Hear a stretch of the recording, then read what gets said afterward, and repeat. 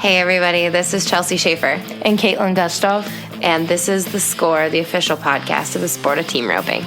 This is the Team Roping Journal's semi-weekly podcast highlighting the team roping industry's top talents and influencers through stories that inspire and connect ropers. We sit down with ropers from the professional ranks as well as industry icons and producers to delve into topics that make the team roping world tick.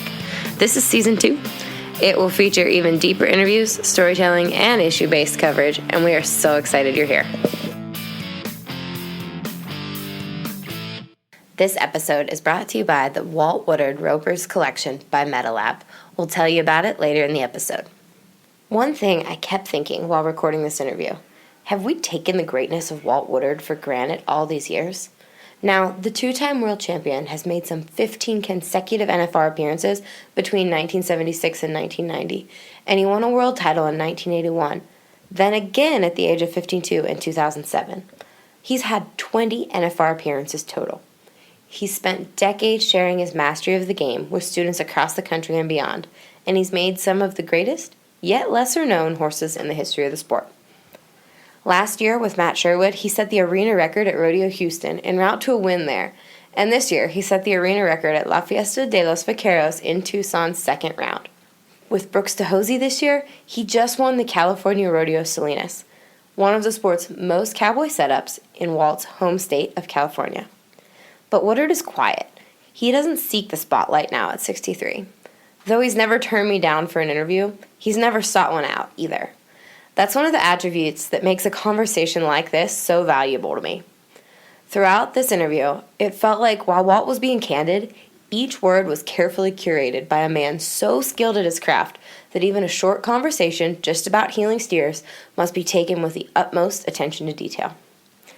Now, I hope you enjoy. Thank you for listening to this interview with two-time gold buckalist and a $1.5 million healer, Walt Woordard. Wait, before we get into the interview, I've got to tell you something else that I forgot when I was recording the original intro. Guys, we are giving away a win-a-day clinic with Walt Woordard at your home arena or a suitable local facility if you don't have steers and roping arena at your place.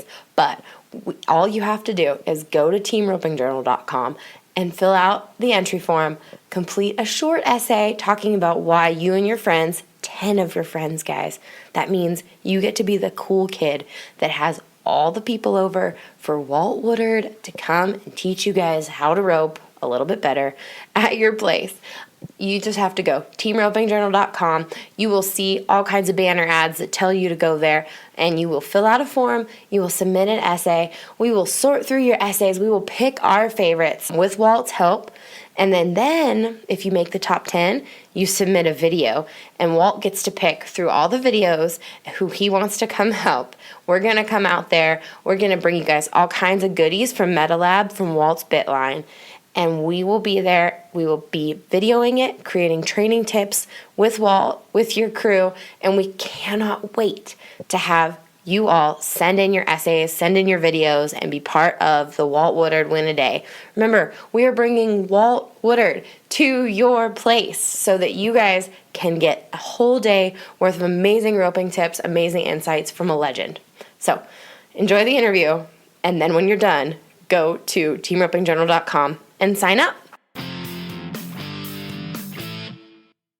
Good morning. Yes. And absolutely, we were at the Cheyenne Frontier Days while we're recording this, so it's kind of an exciting setting. How long has your pro rodeo career gone? How many years are you into this? I got in 1976. I was a rookie, and I was a rookie in either 75 or 76. Who was your first partner? Bob McClellan. Bob McClellan. What did you learn that rookie year? That I had arrived a little early. Yeah. These guys were really good. So I should have, I should have went to college. I should have college rodeoed. I should have amateur rodeoed more. I was just in such a hurry to get into pro rodeo. Mm-hmm. And I tell guys that, young guys that, and they say, oh, it worked out good for you. But, you make a lot of mistakes along the way, and you could win and get your confidence really good, get an education, and then, get in here when you're about 24, 25, mm-hmm. and then you're ready. These guys are grown men. They're serious. Now, but in 1976 when you started, the Camarillos were at the top of their game, correct? Yes. Who else are some of the guys that maybe don't get the credit from back then? Al Hooper was a little bit before that, but he was a world champion, and he wore a white shirt and drove a Cadillac and, wore pressed clothes, and his horses looked amazing, and he was a very professional guy. Ted Ashworth was always also a world champion, and, he was a guy that had broken down team roping and understood the mechanics, and I was always attracted to him as well. But, Les Hurdy's could head amazing, and those guys were great. Who did you model your style off of? Leo Camarillo was the first guy that I ever seen that could rope 10 steers in a row by both feet. Him and his brother. I always say Leo and Gerald. Mm-hmm. Gerald was 1969 world champion as well. So he could do it. He could do it too. But those guys had timing. They had horsemanship. Their father was a good horseman. They had the horses in bridles. And those guys were kind enough to let me hang around them and practice with them and travel with them. And I learned a great deal from them. Now, speaking about bridles, horsemanship is a huge part of what you do. Tell me how your horsemanship has evolved since, in the last 30, 40 years. Well, I was raised by great horsemen. My father and my grandfather both were really great horsemen, and I understood the importance of having a horse broke and having him in a bridle, and being able to move him off your legs and having him broken the pole and not quartering when you dally and those kind of things. And my dad was you can't talk to people anymore, like I was talked to when I was a kid, but. The way that my dad talked to me was based on truth and reality, because if I ever took a bad shot when I was a kid, if I ever threw out of position, he would say, "Get off your horse and go in the house with your mother." And I would say, "Why?" And he said, "Because she can't ride very well either." And then he would back it up with this. He would say, if you can't eliminate position as a reason why you miss, how can we address any other thing, any other topic? How can we talk about the swing? How can we talk about your delivery? If you can't ride your horse in position and stay in position for a series of swings. Well, there's a better way to say that other than insulting my mother, but I was attracted to the way that my dad talked to me, because he wasn't being mean. Don't get your feelings hurt. That's true. If you can't get in position, how are you going to work on anything else? So I was really trained by a guy that was a disciplinarian about taking a good shot, a high percentage shot. You could go through a checklist of what a broke horse is. You said broke. You kind of rattled a few things off. What is a broke horse to you? A broke horse to me is something that I did a thing the other day. I was talking to a person about horsemanship, and they was talking about the fact that this is such a nice horse, and my son and I broke this horse. But really, you could be a dude and not hardly know much about horsemanship if you followed 3 simple rules. One is don't rope too many in a row on your horse. Don't rope on him when he's too young, and don't rope fast cattle. I mean, those are simple things. Ray Hunt was a master horseman, and he said something that I always loved. He said, my dad was an advocate of this as well. Ride your horse every day. Ride him every day. Catch him every day. Get on him. Ride him down the road. Do something with your horse. But Ray Hunt said that there's only 3 days a month that a horse retains knowledge. There's only 3 days that you can teach a horse something every month. But he said you have to ride him the other 28 days so you don't miss those 3. And that's just an amazing thing to say. Right? It's so profound. Meaning if you ride him for 31 days, you can train him. Yeah. So that's something that we do. But getting a horse calm, and where he's not charging, he's not pulling on you, he's not running off going down the arena. He likes his job. He's doing his job out of desire and not fear. I think that to me is a pretty good way to describe a horse. Yeah. Now, we're standing next to Blueberry. Yes, that's him. Tell me about his progression. What did his training process look like? I don't want to make you give away your secrets. No, there's no secret. Travis Woodard, my son, is a great horseman. He's really good about getting a horse in the bridle and get him to where he's broken the pole and submissive and quiet and knowing his leads and having a great foundation with that. He went to California and he rode with Corey Cushing, who's this, he's the Trevor, the Trevor Brazil of his world, and then he mixed the things in that my father and my grandfather taught us. I mean, Travis Woodard is a far superior horseman to me But then I'm really good at the monotonous day after day after day stuff. Getting on the horse and roping the sled and roping the donkey and roping the track steers. I'm really good at that. I like that. I can go out there to the end of the arena and I can lead steer on my colts for a couple hours, and it's just following a steer that trots around. And I'm really good at that. I like doing that. Mm-hmm. So I think that with Travis's background on these horses and then my day after day after day stuff, I think that's a great combination. Yeah. Now, how old was Blueberry when you guys started with live cattle? We put the halter on him the very first time, mm-hmm. but he was probably, 3.5 years old, and that's when we started messing with him. Gotcha. So at 3, you guys started. Tell me about that process. Well, we start messing with them when they're little. We actually start when they're yearlings and 15 months old. They're so much easier to make submissive. We hobble them and we tie a hind leg up and in sand where they're not falling down and they're not throwing themselves down. They're just learning to give to the pressure and brushing them and loving on them and clipping them and just catching them every day, even before you start to saddle them, and then saddling them and bitting them up in the pen and getting them to be submissive and broken the pole and all that stuff is a very mm-hmm. slow, monotonous thing, just day after day after day. I think that's one of the reasons why there's not a lot of great horses available, because it's so time consuming, and then the finished product for a long time wasn't worth selling. Yeah. Like I turned down $150,000 for this horse, and if you actually added up the time that Travis and I spent on him, it would be about 50 cents an hour. Mm-hmm. Mm-hmm. We would lose money if you sold him for that number. So, but if you're serious about competing, which I think any number roper should be serious anymore, because you can win $180,000 a man at Las Vegas at the World Series finals. So it doesn't matter if you're a 3 or a 4 or a 10. A great horse is going to help you, win and reach your goals. And, I've heard for years great horses have quirks. Or does he have any quirks? He's so gentle. He really doesn't. We've lived with him so much. Him and I have a problem that we both really like to eat. He loves to eat, so I have to try to monitor how much he eats. And I love him, and I like feeding him, and I like to eat, and so it's hard for me to say, oh, you can't eat, and I'm going to go have dinner at 9:00 with bread and butter. So, that's the only thing that he does. He's super gentle. He's really an alpha male. He doesn't do. Mm-hmm. You cannot put him with any other horse. He's a boss. Mm-hmm. He's really good at being alone. I can put my hot wire pen up anywhere in the world by himself, and he's fine. Now, your bit line. Let's talk about how that complements your horse program. You have a line of bits that you came out with. Did it launch in January? Yes, it did. From doing all the roping schools, I found out, and I took this for granted because I knew what a ring snaffle was, and I knew what a D-ring snaffle was. I knew what an O-ring snaffle was, and I knew why you put it on a horse and what age to put it on, and I knew a snaffle bit with a 6-inch shank went on a 3-year-old or a 2-year-old that you just took out of a D-ring or an O-ring, and then you progress to a 7-inch shank, and I understand the difference in the chin strap, so where you use a double chain chin strap on a young horse, but when I started, and then the progression goes on from there. Then a 3-piece snaffle with an 8-inch shank, and then a snaffle bit with an 8-inch shank with 3 different types of diameters depending on the age of the horse.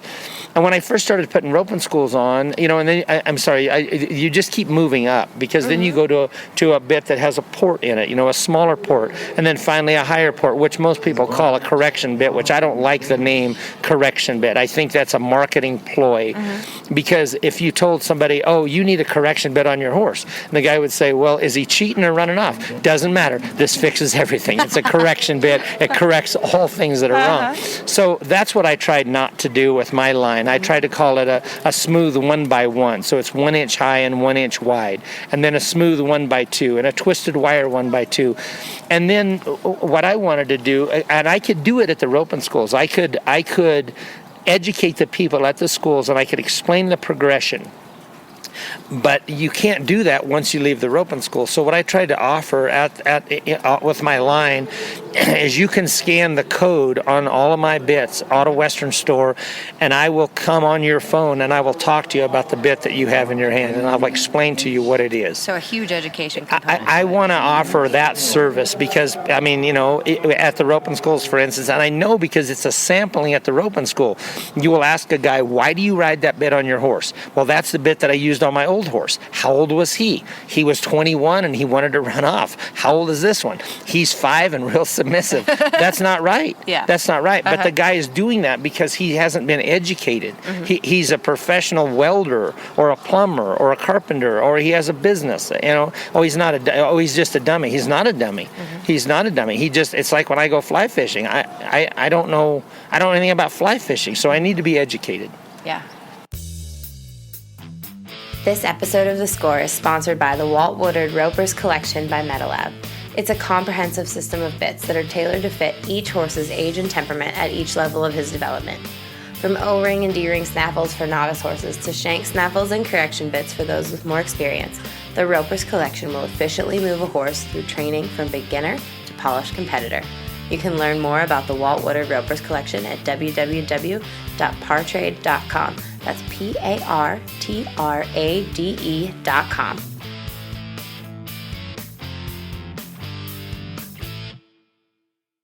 What have you learned teaching the roping schools over the years? That if someone is not getting it, you're not saying it the right way. You got to say it a different way. We all learn differently. And so if you just come at him or her a different way, say it another way, say the same thing another direction, you know, because if I'm taking a snowskin lesson and I'm not doing what you say, you're not saying it right, because I'm a smart guy. If you would say it the right way, I would get it. So that's what I've tried to do at the schools, is just try to say it a different way and try to be a little more understanding with people. Have you seen any changes or big picture trends emerging through your schools? Do you ever see anything about the roping industry changing over the years as you've taught your schools? Oh, I think these guys are, I mean, it's amazing how good people rope. I mean, I hear about kids that are 16 years old that are 9s and 17-year-old that are 10s. And I mean, that's just incredible how good people rope. But I think with more money, with bigger prize money, comes a better quality of athlete, a better horse. You know, they're bringing better horses into this world. And you know, in the old days, they say, oh, if a horse is not very athletic and he can't run very fast, heel on him. That's a joke anymore. Yeah. I mean, these horses have got to be able to fly. I mean, they got a heel and bear almost everywhere you go, and you can't overhaze the steer, and guys can reach, and you got to be able to get down the arena. It's just the talent of people is amazing anymore. And it's not from my roping schools. It's being able to turn the computer on, and you can take a free lesson that some guy's posting. I look at it. I look at Facebook. It's so interesting what guys are putting on there. Yeah. Free, wonderful information. Now, all these years you've roped with Clay Cooper, you rope with the best guys in the world. Do you ever get to pick other people's brains? Do you want to pick? No. You have to be careful a little bit about that, because a lot of times people, you know, oh, I'm going to heel like Jade Corkill, or I'm going to heel like Junior, or I'm going to heel like Colin Van On, or I'm going to heel, you know, I mean, and you can't do that. Yeah. You got this far because you have a lot of ability. You might get a little bit wider like Corkill. You might put a little more swing on your speed on your swing like Jake Long. You know, I mean, you can take a little something, but I mean, those guys all are amazing ropers, and they don't win just by luck. I mean, there's a reason. There's something that makes them win. So you can rob a little something from every person, you know. Yeah. Now, you had said to me, you said a little bit earlier that you crave it still. Yeah, I absolutely do. Tell me about that. Where does it come from? I don't know. Well, I do know. I have to have something that I'm working on. I've got to have a goal. I've got to have something that drives me on, a reason that I get up in the morning. I've always done that. I've always had that. And I'm not saying that, you know, oh, I'm better than anybody else because I have that desire. I don't. But I absolutely want to be the oldest guy that's ever made the NFR in the team rope, and I want to do that. You know, I wanted to see if I could do it at 50, and that turned out great, and now I want to see if I can do it at 63 and 64 years old. Right now I got $16,500 won. I'm not in the top 50, but I'm 20,000 behind 15th. I can see the guy. Yeah. I just cannot believe that I can't catch him. So I mean that's something that I just really need. I heard a thing one time that a lot of the guys that went to the moon really had trouble when they came back to Earth and just became a regular guy, because you've already been to the moon. I mean, if you were married to the guy and you said, let's go on vacation, and he would say, where? Yeah. I've been to the moon. Matter of fact, I left a car at the moon. Yeah. It's still parked up there. Where could I go on Earth that would be exciting to me? So I understood why those guys had some trouble, adjusting to regular life. And I'm a little bit like that. Roping against these guys is just, I love roping against them. These guys are quality guys. They're funny. They like to laugh. They're talented. They have great horses. They're dead serious. I just love being around them and love roping against them. And Brooks DeHosie? He's a super talented guy. I'm tickled to death to be able to rope with him. He's got big offense. We almost was high team back at Reno. We were 10-6 on 2. He barely broke the barrier. We placed on our second one. We went second at Cody, the toughest, biggest one-header of the year. And then all of a sudden, we can't win nothing. So I mean, we just feel like we're so close to winning, and we have the ability to win, and we work on it. We practice, and I have a tremendous amount of confidence and faith in him. I love watching Brooks rope. Yeah. I've been rooting for him for a long time. He's due. You guys are going to be due, I think. Good. I hope you're right. I know you're right. Now, I asked our folks on social media if they had one question for you, what would it be? And my favorite question that we got was from somebody that said how, that they've been winning at the circuit rodeos. They needed your advice on how to step it up. Like they can win at Steamboat Springs, but when it comes to Cody, Casper, Sheridan, they can be fast everywhere at the smaller stuff, but they seem to screw up at the bigger stuff. What advice do you have? Well, I think that people try to go too fast. I really do. I think all of us try to rope faster than we can rope, and I think your run at Steamboat Springs was good. It was good. Now you got to go to Cody and do the same run. But when you get to Cody and you walk around the parking lot and you see household names and guys that you recognize on television, you convince yourself that you're going to have to be 4 flat. And you don't.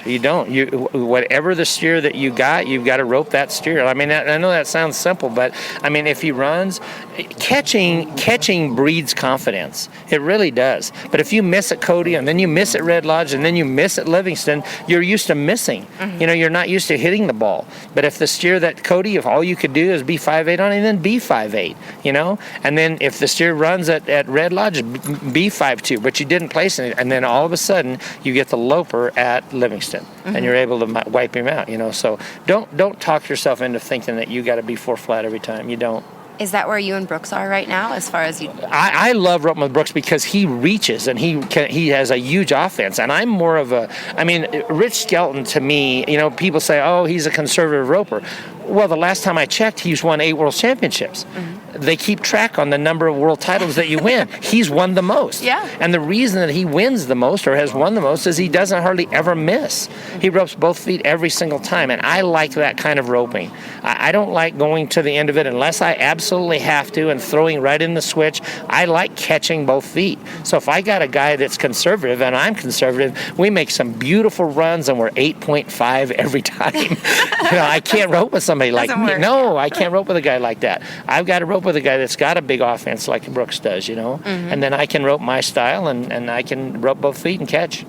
That's awesome. Yeah. Now, we're at Cheyenne. It's funny you say that. The first, I got hired at Spin to Win in 2011 and had never been to a major rodeo, and the first major rodeo I was at was the Cheyenne Frontier Days, and you won it with Jake Barnes. This kind of setup, what does this kind of setup mean for you? A long score, super cowboy? This is the kind of stuff that I like, just because it takes great horses. Your horse has to be fast. You have to score good here. If you come out early, the steer goes too far to the left, you can't win anything. I want to win it again. That was exciting to win Cheyenne, especially with Jake Barnes. a legend like that guy. So, I would love to win it again, but it's a challenging place here. If you don't have a great horse, you can't win here. Yeah. Partner-wise, what partner over the years have you clicked with the most, and what was it about that partnership? Well, honestly, some of the guys that I liked the most, I won the least with, Yeah. So a lot of times, I'm good about traveling by myself, and I think that's important to getting along with guys, because everybody has their own personality.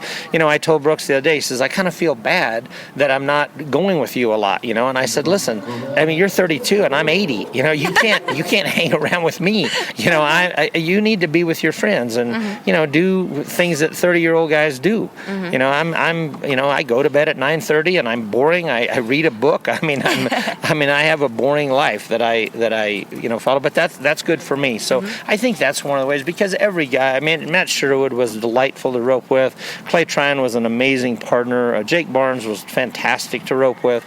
All these guys were great. They were really were great to be around. But Sherwood, he liked to play gin. He thinks he's a good gin player, and he's a decent gin player. But I think I enjoyed roping with Matt a lot. That's awesome. Yeah. Now, over the years, how have you changed as far as your attitude about this sport? I mean, obviously you're craving it just as much as you did when you were in your 20s, but...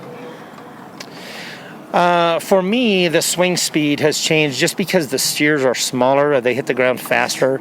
That's my least favorite kind of steers. I like older steers that hit the ground slower because my swing is a little slower. So I've went to a lighter rope. I use the NV or the NXG now because it's a little bit lighter, and I can swing it faster. It's not as hard on me to swing. I mean, the GT4 is an amazing rope. I hated stop using the rope because I'd won a world title with it, and not very long ago. But it was just a little bit too heavy for my age, and so that's why I went to a little bit lighter rope. Now, you said at your age, not me. Right. What has your age changed about your game? Honestly, nothing. I don't feel any different. I swear I don't. I mean, and I'm not kidding myself. But my family lived to be 100 years old. They live forever. I mean, they just finally they just get tired of living and just die. I mean, so I think that's something that's I got going for me. I can drive all day long. I don't require very much sleep. I don't get tired. I can practice all the time. I shoe my own horses. I think that's not. I mean, that and I eat terrible. You do? Oh, gosh, I eat terrible. My wife is on me all the time about what I eat. So. Where's your favorite stop on the road? Oh, geez, I love Outback Steakhouse. Outback? I'm a Texas Roadhouse. I know, but they got bread. Bread kills me. Bread and honey butter is the worst thing for a fat guy in the world. It's so good, though. I know, it's so good. I agree. But you probably get like the blooming onion at Outback. I know. So, yeah, I'm a beef guy. Yeah. For sure. That's awesome. Before I forget to ask, I'm looking at Blueberry. Which bridle are you riding? I ride him in a smooth 1x1 out of my collection. It's called a smooth 1x1. It's a little square port, 1 inch high and 1 inch wide, because I don't want to touch the roof of his mouth. He doesn't need that. But going at the speed that we go, you got to have some control. Gotcha. And you like that much swivel in the cheek piece? I really do. I do. Just because they got to, I'm not a big fan of tipping their head in really inside going down the arena, because I think it encourages the horse to quarter when they stop. So I'll tip his head just a little bit, but I got to have it broken in the cheeks and broken in the side. And then, too, I like the sleeve in there so it doesn't ever pinch their face. And the brokenness, that gives you rib control, shoulder control. Yeah, you can pick them up. You can put them in your hand, and, I had a great guy that worked for me. His name was Darren Brandenburg. He was one of the best horsemen that I've ever been around, and he used to say if a horse is strong in the bridle, he's not broken the body. So they'll break their body down first, and then their mouth will come back to you. So that's something that we believe in too. So just don't go to always a bigger bridle.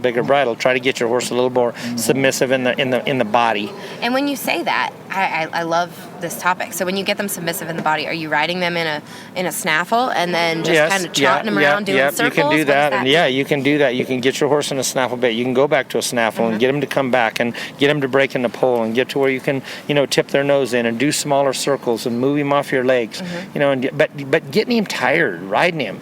You can't go out there when your horse has been eating alfalfa hay for 3 or 4 days in a row and eating Omaline, and get on him and go, wow, I'm going to train him today. It doesn't work. You gotta be on him them all the time and get them to where they are submissive. Do your horses ever do any day work? Do they get out on the range? I don't like riding a horse outside just because the terrain is so bad. Okay. I don't like that. I don't like cowboy stuff to where you're going 100 miles an hour. Oh, geez, he run through a squirrel hole. Well, yeah. Now he's done. So I don't do that. You know, at the arena, when we rope, when Blueberry ropes in the arena, when I ride him at practice, there's not a hoof print in the arena. My friend Tom Roberts, you know, he's a racetrack guy. He's won 3,000 races. He's the best horseman I know as far as health and wellness goes. And he said when those good horses go at the racetrack, that's right after the drag. There's not a hoof print in the racetrack. And we try to do the same thing with this horse. Gotcha. And we drag arena a lot. We're liable to drag arena 8 times a day, 5 times a day, 6 times a day. We drag it. I'll rope a set of steers and drag the arena. Rope a set and drag the arena. And drag it flat. I'm a freak. Oh, man. Yeah. I'm a freak about my ground. I really am. What kind of ground is in your arena? It's sand, but it's not deep sand. It's got a little bit of dirt in it to where it's got a little bit of cushion, but it's not hard. You know, they say you'll hurt more horses in a plowed field than you will running them down the road. So we try to keep the arena fairly firm. Gotcha. And so what kind of offerings do you guys have now at your ranch, and where is it? It's in Stephenville, Texas. We teach people how to rope. We teach any kind of level of roper. We take people that have never roped before to people that are advanced ropers, and it's more of a, you know, we only take 5 and 6 people at a time, sometimes 2 or 3 people, but we really try to gear it to what you need. You know, when you go to a big roping school, there's 24 people there. You know, it's tough because, and I understand why people, because when I take a group golf lesson, I would love to spend one-on-one time with Lee Trevino, but I can't afford Lee, so I have to go to a group lesson. Yeah. Well, we try to kind of gear our thing at Stephenville to more of a higher end, a more private thing to where, you know, if you're a 5 or 6 guy, then we got some steers that run pretty hard. If you're a guy that's terrified or a girl that's, you know, don't hardly ride very well, we got some steers that are just trot for you.